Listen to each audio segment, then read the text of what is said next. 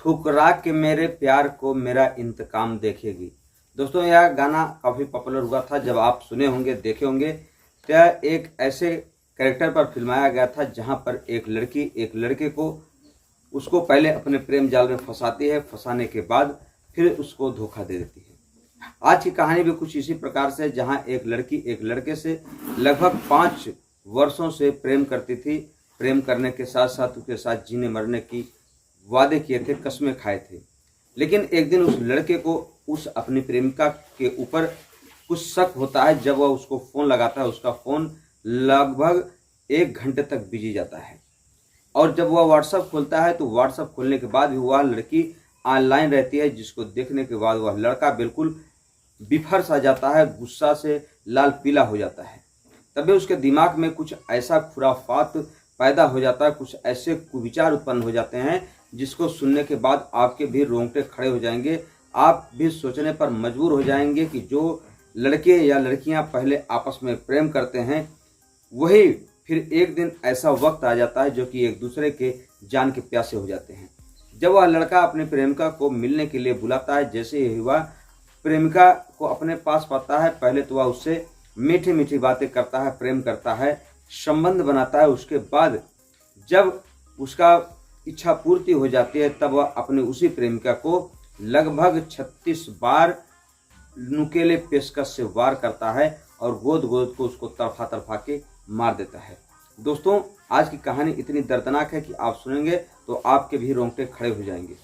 इधर माता पिता उस लड़की की तलाश में दर दर भटक रहे थे, पुलिस प्रशासन के पास जा रहे थे, उनसे विनती कर रहे थे कि हमारी बेटी को ढूंढ कर ला दिया जाए। लेकिन पुलिस करे भी तो क्या करे, उनकी गुमशुदगी की रिपोर्ट दर्ज करने के बाद उसका अपने तरीके से निगरानी करती है, खोजबीन करती है। लेकिन पुलिस को अंततः यह खबर मिलती है कि एक लड़की की बॉडी एक खेत में पड़ी हुई है। पुलिस जब उससे बॉडी को लेकर आती है, उसका पोस्टमार्टम कराती है, तब जाकर के लोगों को जब बताती है तो लोग सन्न रह जाते हैं। या खबर सोशल मीडिया के माध्यम से, अखबार के माध्यम से जब लोगों तक पहुंचती है तो लोग एक बार सहम उठते हैं, रोंगटे खड़े हो जाते हैं। दोस्तों आप भी कहानी को पूरा सुने और अपनी प्रतिक्रिया कमेंट बॉक्स में जरूर लिखें कि क्या किसी लड़के को या किसी लड़की को किसी भी अपने प्रेमी जोड़े के साथ ऐसा करना चाहिए या नहीं। नमस्कार, प्रणाम। मैं मोनू भारद्वाज हृदय तल की गहराइयों से आपका हार्दिक स्वागत करता हूं। आज की जो सच्ची घटना लेकर आए हैं, यह घटना है उत्तर प्रदेश के मुरादाबाद की। दोस्तों वहीं का एक मैनाडेर इलाका पड़ता है। बात कर रहा हूं 1 जून 2025 की सुबह लगभग 11:30 बजे के आसपास का वक्त रहा होगा, जब एक लड़की जिसका नाम है सायरा, उम्र है 20 साल। सायरा अपनी माँ से कहती है मैं खेतों में जा रही हूँ और खेतों में जाने के बाद अभी वापस आती हूँ। अब इधर सायरा जब अपने घर से निकल जाती है तो कुछ समय जब बीत जाता है तो उसकी माँ सफीना भी अपनी बेटी के बताए हुए स्थान पर पहुँचती है। तो वहाँ देखती है कि वहाँ पर सायरा नदारत है। अब माँ काफ़ी परेशान हो जाती है। वह सोचती है लगता है कि सायरा यहाँ से निकल चुकी है, मैं लेट हो गई हूँ। फिर 1-2 घंटे बिताने के बाद सफीना फिर अपने घर वापस आ जाती है और सायरा के पिता से पूछती है कि सायरा कहाँ है। तब उसके पिता बताते हैं अब्बू की सायरा तो घर पर आई नहीं, मुझे लगता था कि वह तुम्हारे साथ में है, लेकिन वह तुम्हारे साथ नहीं थी, मुझे पता नहीं था, इस नाते मैंने उसकी खोजबीन नहीं की। अब सायरा के जितने भी दोस्त थे, जितने भी सहेलियां थे, सबसे पूछताछ की जाती है, आस पड़ोस में पूछताछ की जाती है, लेकिन कहीं पर सायरा का आता पता नहीं लगता। दोस्तों धीरे धीरे शाम का वक्त हो जाता है। गांव के कुछ मालिंद लोग, गांव के कुछ जो पास पड़ोसी के लोग होते हैं, सब लोग जुटते हैं और एक सलाह देते हैं कि चलो थाने पर इसकी गुमशुदगी की रिपोर्ट दर्ज कराई जाए। जब थाने पर सायरा के माँ बाप सफीना और उसके अब्बू पहुँचते हैं और बड़े साहब से अपनी आप बीती सुनाते हैं।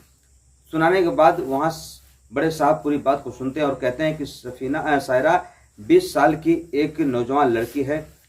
जैसा कि आजकल देखा जा रहा है कि लड़कियां किसी के न किसी के प्रेम प्रसंग में पड़ करके अपने माँ बाप के बसने बनाए घर को, उनके प्यार को ठुकरा करके चली जाती हैं।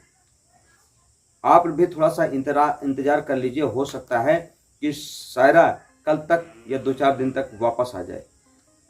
इतना समझा बुझाकर जब बड़े साहब वहाँ थाने से भेज देते हैं, इधर सायरा की माँ सफीना का रो रो कर बुरा हाल हो जाता है। उसको यह शंका दबाए रहती है कि कहीं ऐसा ना हो मेरी बेटी के साथ कुछ अनहोनी हो गई हो। दोस्तों तभी 2 जून की सुबह होती है। गांव पड़ोस के लोग इधर उधर अपने नित्य क्रिया के लिए जैसे ही पहुंचते हैं, तभी वहीं पर एक नरोदा रोड है। नरोदा रोड के पास एक मंदिर है। मंदिर के ठीक पीछे जब्बार नाम के व्यक्ति हैं, उनका मक्के का खेत है जिसमें कि मक्का लगाया हुआ है। जब्बार जब अपने खेत में पहुंचते हैं, देखते हैं कि उनकी फसल कैसी है, तभी उनकी नज़र पड़ती है एक लड़की जो कि बिल्कुल निर्वस्त्र अवस्था में खून से लथपथ पड़ी हुई है। वह उसके पास जैसे जाकर देखते हैं कि उस महिला उस लड़की के पास बदन पर 1 नहीं 2 नहीं इतने वार किए गए हैं कि देखने के बाद वह व्यक्ति वहीं पर सदमे से गिर जाता है और लगभग 2-4-5 मिनट तक उसको सुध ही नहीं कि वह कहाँ पर रहता है। जब उसको होश आता है तो वह देखने के बाद चीखने लगता है, चिल्लाने लगता है। आस पड़ोस के लोग जब इतनी बात उसकी चीख पुकार सुनते हैं तो जाकर देखते हैं यह बॉडी तो सायरा की है। जब सायरा की बॉडी लोग देखते हैं तो उसके माता पिता को इंतला करते हैं। माता पिता जैसे ही वहां पर पहुंचते हैं तभी कोई पुलिस की टीम को फोन कर देता है। पुलिस की टीम आती है और तुरंत उस सायरा की बॉडी को कब्जे में लेकर पोस्टमार्टम के लिए भेज देती है। दोस्तों पोस्टमार्टम रिपोर्ट आने के बाद जब सायरा की बॉडी को उसके परिवार वालों को सुपुर्द किया जाता है, तभी एक बड़े साहब जो होते हैं वह पूछते हैं कि आखिर तुम्हारी दुश्मनी किससे है, इस लड़की का प्रेम प्रसंग किससे है। तमाम जानकारी जुटाने की कोशिश करते हैं कि यह कोई हादसा नहीं बल्कि एक रची रचाई हत्या की गई है जो कि पहले से समझ बूझ कर बैठी गई थी। दोस्तों तभी जो सायरा की माँ थी सफीना, वह बताती हैं कि यहाँ पर एक लड़का रफ़ी नाम का है, वह मेरी बेटी को अक्सर परेशान करता रहता था, एक बार कृपया आप उसको गिरफ्तार करके पूछ लीजिए। पुलिस को एक क्लू मिल गया। तुरंत रफ़ी का जो नंबर था उसको ट्रेस किया जाता है सफीना के मोबाइल से, सायरा के मोबाइल से निकाल करके उसके नंबर से को ट्रेस किया जाता है। तभी रफ़ी लगभग 20 किलोमीटर की दूरी तय करके कहीं निकलने वाला था। तुरंत उसके लोकेशन से उसको ट्रेस करके उसको गिरफ्तार कर लिया जाता है।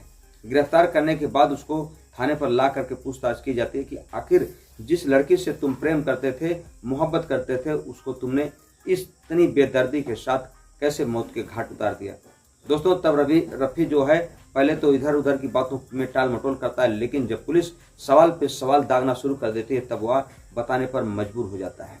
तब वह बताता है दरअसल मैं सायरा से 5 वर्षों से प्रेम करता था, इससे मिलता था, इससे जुलता था, इससे शादी करना चाहता था, लेकिन कुछ दिन पहले जो सायरा थी या किसी दूसरे लड़कों से बात करने लगी थी। मुझे मेरे दोस्तों ने बताया कि सायरा का कैरेक्टर ठीक नहीं है, यह किसी अन्य लड़कों से भी बात करती है।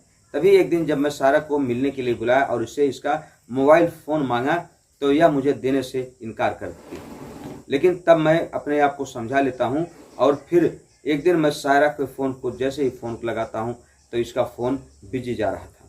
मैं इसके फ़ोन पर फिर बार बार ट्राई कर रहा था। जब मेरा फ़ोन उठता है तब मैं इसको कहता हूँ कि तुम मुझसे इसी वक्त मिलने के लिए मंदिर के पीछे जो मकई का खेत है वहाँ पर चली आओ। जैसे सायरा वहाँ पर आती है तो मैं सबसे पहले अपने मीठी मीठी बातों में इसको बहलाता हूँ, फुसलाता हूँ, प्रेम करता हूँ और उसके साथ अपना शारीरिक संबंध बनाता हूँ, अपनी प्यास बुझाता हूँ। जब मेरा मन भर जाता है तब उससे मैं फिर फ़ोन मांगता हूँ, लेकिन वह अपना फ़ोन देने से इनकार कर देती है। मैं समझ चुका था यह लड़की मुझे धोखा दे रही है, इस नाते मैंने पहले से ही अपनी जेब में एक पेशकश रख के गया हुआ था। मैं ताबड़तोड़ उसके प्राइवेट पार्ट पर इतने वार कर देता हूं कि वह तड़पने लगती है, चीखने लगती है, चिल्लाने लगती है, क्योंकि मुझे यह मालूम होता है कि इसी जगह इसी चीज़ की वजह से जो इसका ये प्राइवेट पार्ट है, इसकी ही वजह से यह लड़की हवस की पुजारिन हो गई है और ना जाने कितने लड़कों को अपना दोस्त बना करके मुझे धोखा दे रही है। मैं इतने वार करता हूं कि मुझे खुद नहीं ज्ञात होता कि मैं इसके शरीर पर कितने वार करता हूं, और जब मुझे पूरा यकीन हो जाता है कि अब सायरा इस दुनिया को छोड़ करके चली गई है, तब मैं वहां पर अपने आप को कुछ देर के लिए संभालता हूं और फिर वहां से निकल जाता हूं। मुझे ऐसा लगता है कि मैंने यहाँ पर कोई सबूत नहीं छोड़ा, मुझे पुलिस गिरफ्तार नहीं कर पाएगी, लेकिन कहा जाता है कि कोई भी मुजरिम, कोई भी अपराधी कितना भी शातिर क्यों ना हो, वह मरने के बाद, किसी हत्या करने के बाद, जुर्म करने के बाद कोई ना कोई सबूत जरूर छोड़ जाता है। ऐसा ही उस रफ़ी के साथ हुआ। उसको यह पता नहीं था कि आजकल का जो दौर चल रहा है वह सोशल मीडिया का दौर चल रहा है। उसने सारा के फ़ोन पर डेली जो बात किया होता और उस दिन उसकी लास्ट लोकेशन के अनुसार जब उसकी कॉल डिटेल निकाली जाती है, CDR निकाला जाता है, तब उसमें पता लगता है कि जो रफ़ी था वह सायरा से बात कर चुका था। दोस्तों, जो मर्डर किया जाता है और उसके अंतर्गत और शारीरिक संबंध, अब वो चाहे इच्छा से बनाए गए हों या उसके साथ ज़बरदस्ती किया गया हो लड़की के साथ, लेकिन जो धाराएं होती हैं उस धाराओं के अंतर्गत उस रफ़ी को गिरफ्तार करके जेल भेज दिया जाता है। अब रफ़ी सलाखों के पीछे है। इधर परिवार वालों का रो रो कर बुरा हाल है। उनका कहना है कि कोई भी व्यक्ति किसी भी लड़की, किसी भी बहन या बेटी को इतनी दर्दनाक मौत कैसे दे सकता है, जबकि वह लड़की उससे प्रेम करती थी, उससे के साथ शादी करना चाहती थी। लेकिन एक छोटी सी गलती की वजह से अब वह लड़की किसी दूसरे लड़कों से प्रेम करती थी या नहीं करती थी, यह सवाल उस लड़की के साथ ही दफन हो गया, सुपुर्दे खाक हो गया।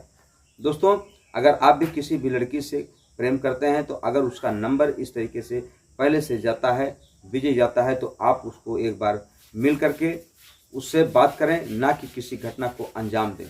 अगर ऐसी आप किसी भी घटना को अंजाम देते हैं तो निश्चित तौर पर आपका पूरा जीवन सलाखों के पीछे चला जाएगा और आपके माँ बाप जो कि आपको लेकर के एक सपना सजोए हैं कि इनका हमारा बेटा बुढ़ापे में हमारी लाठी बनेगा, हमारा सहारा बनेगा, उस माँ बाप के सपने चकनाचूर हो जाएंगे, बल्कि वह माँ बाप जीते जी मर जाएंगे, शर्म से उनका सर झुक जाएगा। तो आप किसी भी प्रकार की ऐसी कोई भी अप्रिय घटना करने से बचें, किसी भी बहन बेटी के साथ ऐसा कुकर्म ना करें। दोस्तों, हमारी कहानी कहने का उद्देश्य किसी के दिल को ठेस पहुंचाना नहीं, बल्कि आपको सतर्क करना, आपको जागृत करना है। मिलते हैं हम आपसे अगले वीडियो में, तब तक के लिए आप अपना ख्याल रखें। जय हिंद, जय भारत, हर हर महादेव।